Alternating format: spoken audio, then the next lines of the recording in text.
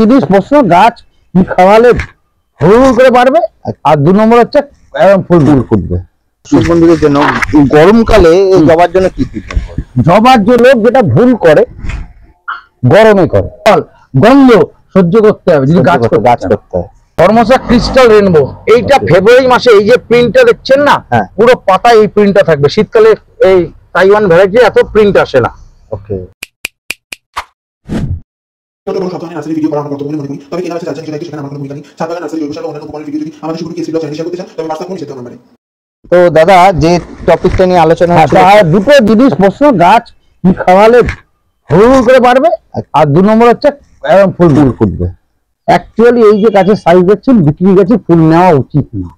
ওকে, আপনাকে একদম সাইন্টিফিক হতে বলছি। আপনারও একটা এজ হওয়া দরকার, যে এজ না হলে ইন্ডিয়ান পিনাল কোড বলছে আপনি বিয়ে করতে পারবেন না, নিশ্চয়ই কোনো কারণ আছে। একদম আপনি সন্তান ধারণ বা সন্তানের বাবা মা হতে পারবেন না, 21 বছর মিনিমাম বয়স লাগবে, মানে 22-এর আগে হতে পারবেন না। একদম। ফুলও আমরা বলি 6 মাসের আগে তাকে, ফুলও তো তার সন্তান। একদম, ফুলকেও 6 মাস আগে নেবেন না। আর এই গাছগুলো কত বছরের গাছ, কতদিন? এটা মোটামুটি আমার এবারে 6 থেকে 8 মাসের গাছ। 6 থেকে 8 মাস। আপনি বলি আপনার বাড়িতে যাওয়ার পরে মিনিমাম 3 মাস নেবেন না। 3 মাস খাইয়ে দাইয়ে গাছটাকে বড় করুন। যত ফুল হবে গাছ বাড়বে না। গাছের সম্পূর্ণ এনার্জি কোথায় দেবে? ফুলে।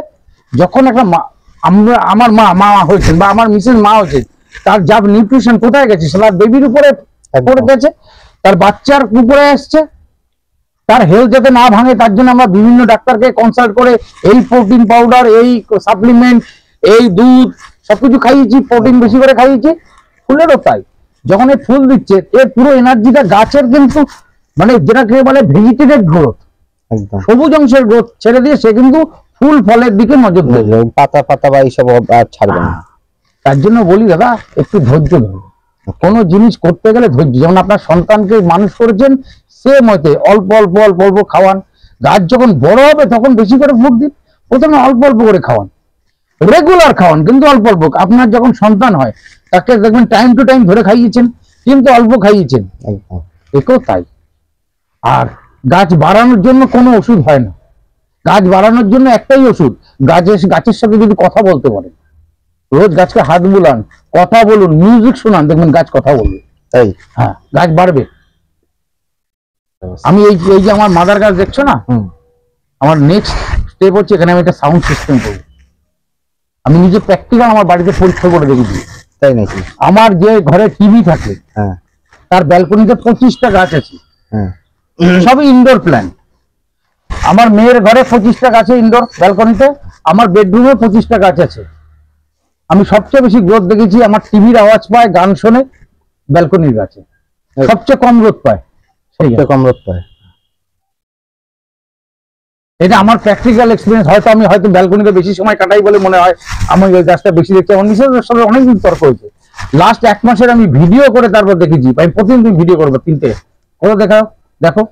মানে রোজ জল হিসাবে খাবার কোনো ব্যাপার না, সবগুলোকে একই ট্রিটমেন্ট করা হচ্ছে, সবগুলোকে একই ট্রিটমেন্ট, একই জল, একই পড়ছে। আমার ব্যালকনিতে যতটা রোদ পড়ে, আমার যেটা ড্রয়িং রুম সেখানে সবচেয়ে বেশি কম রোদ পড়ে। তাতে ইনডোর গাছ অনেক বেশি হেলদি, অনেক বেশি তার পাতার কালার গ্লেজি। দারুণ জিনিস। এইটা হচ্ছে আমার মিসেস খুব টিভিতে গান শুনে, মানে হচ্ছে আমি যেহেতু মিসেস একা থাকে, ম্যাক্সিমাম সময় একাই থাকে, তার জন্য বেশি সময় গান শোনে। ওই গান গাছের ভালো লাগে আমার মনে হচ্ছে, এটা আমার প্র্যাকটিক্যাল এক্সপিরিয়েন্স। না, স্বাভাবিক। জগদীশ চন্দ্র তো বলেছে গাছের প্রাণ আছে, নিশ্চয়ই কিছু আছেই অবশ্যই। আমি এখানে একটা সাউন্ড সিস্টেম লাগাবো, বিকেলের দিকে সুন্দর একটা মিউজিক চললো, সকালের দিকে একটা সুন্দর মিউজিক চললো। প্রতিদিন গাছে হাত বুলান না, গাছটা দেখুন না পাতায় কোনো পোকা আছে কিনা। আপনার বাড়িতে কটা গাছ? আমি যদি এতগুলো গাছকে রোজ হাত দিতে পারি, আপনার কাছে কটা গাছ হবে? 50, 100, 200। একদম। দেখুন, নিশ্চয়ই আপনার আলাদা রকম ফিলিংস হবে। আর গাছকে যখন ভালোবাসবেন, গাছকে হাত দিতেই হবে।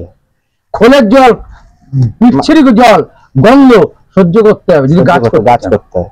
তো দাদা, তার মানে একটা জিনিস আপনি বলছেন যে এই গাছ নেওয়ার পরে 3 মাস যেন ফুল না নেয়, কুড়ি কেটে দেবেন। যত কুড়ি আসবে, এই সময় প্রচুর কুড়ি আসবে, কারণ ট্রপিক্যাল সিজন। ঠিক দেশি জবার থেকে পুনে জবার থেকে ঠিক ডিফারেন্ট। একদম। লোকে জবা মানে দেশির সাথে কম্পেয়ার করে, দেশি আর এই ট্রপিক্যাল সম্পূর্ণ। এখন ডরমেন্সি, দেশি জবা ডরমেন্সি, এর কোনো ডরমেন্সি পিরিয়ড নেই। এর কোনো হার্ড ক্লিনিং হয় না, এর ফুলের কালার বিভিন্ন সময় বিভিন্ন রকম হয়, সেম গাছের ডিফারেন্ট ডিফারেন্ট কালার হয়। জবা ফুলের একই, কালীঘাটের জবা লাল তো লালই হবে, কোনোদিন হলুদ হবে না, না। এ লালও হবে হলুদ হবে। এটা ভ্যালেন্টাইন, ছোট গাছের একরকম ফুল, ম্যাচুরিটি হলো অন্যরকম ফুল। এবং আছে আপনাকে একটা ফুল দেখাচ্ছি, আসুন।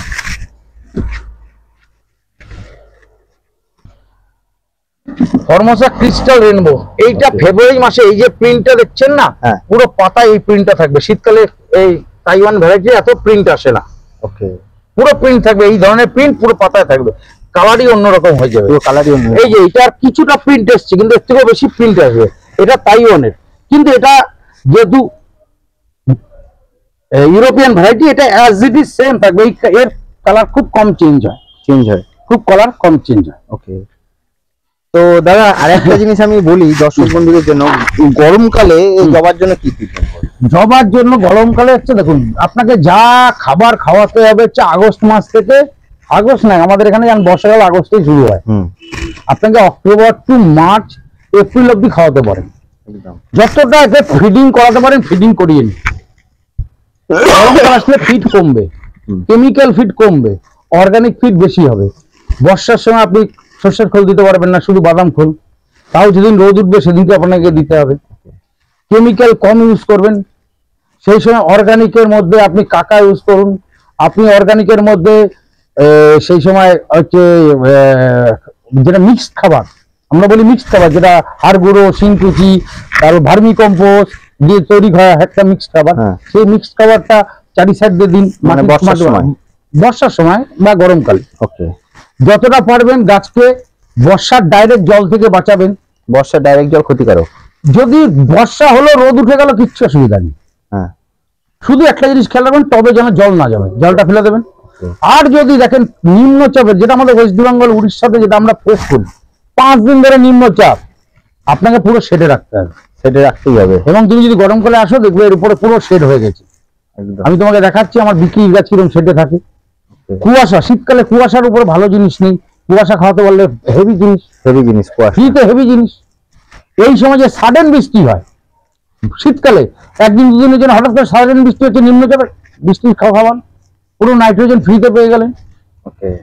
আর কি কি ফ্রি সার্ভিস আছে? ফ্রিতে পাওয়া যায় মোটামুটি। আর গরমকালে কি পুরো মানে একদম রোদ উপরে 40 ডিগ্রি টেম্পারেচারে একটু গ্রিন নেট দিন, বা বড় গাছের মধ্যে মাঝখানে রাখুন যাতে ডাইরেক্ট রোদটা কম পায়।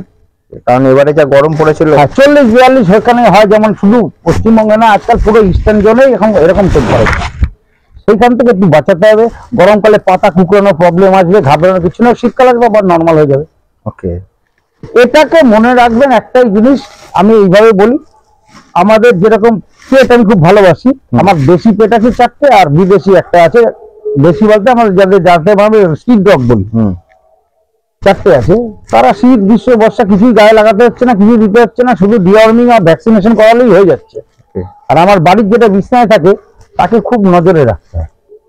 এইটাই পার্থক্য, সেই দেশি গাছ আর বিদেশি গাছের মধ্যে এই পার্থক্য মনে রাখবে। দেশি গাছ বিদেশি গাছের মধ্যে দাদা একটা জিনিস বলবো, যে এই যে টপ নির্বাচন গাছের জন্য, এটা কিন্তু একটা খুব ইম্পর্টেন্ট জিনিস। তো এইখানে এই জবা গাছের জন্য কিরকম কি টপ? আমার দেখো সব 6 ইঞ্চি টবে, তুমি যত দেখছো সব 6 ইঞ্চি। 6 ইঞ্চি। লোকের একটা ধারণা আছে দাদা মাটির টব করবো না প্লাস্টিক টব করবো, আমার তুমি একটা গাছও দেখবে না যে 8 ইঞ্চি 10 ইঞ্চিতে আছে। 8 ইঞ্চি তোমাকে দেখাবো কিরকম গাছ 8 ইঞ্চিতে। ওকে। তো দাদা এতক্ষণ তো আপনার এবার ছাদ বাগান দেখলে, এবার দেখো এই যে গাছগুলো দেখো, এই গাছগুলো কততে 8 ইঞ্চি। তাহলে গাছগুলো এরকম সাইজ হয়েছে, তারপরে এটাকে 8 ইঞ্চিতে নেওয়ার মতো উপযুক্ত। অন্ততপক্ষে 6 ইঞ্চিতে 1 বছর বা 8 মাস রাখো, তারপরে 8 ইঞ্চিতে। 8 ইঞ্চিতে কতদিন থাকবে? 8 ইঞ্চিতে 2 বছর আরামসে, তারপরে আবার চেঞ্জ করতে, তারপর আবার 10 ইঞ্চিতে দাও। ওকে। এইভাবে এটা 8 ইঞ্চিতে যদি পার্মানেন্ট রাখতে কোনো অসুবিধা নেই। আমি যেরকম করি, শিকড় কেটে আবার ছোট করে আবার বসে। ওকে। শিকড় কাটলে অসুবিধা হবে? কোন সময় সেটা করবে যদি কেউ? এইটা হচ্ছে বড় প্রশ্ন।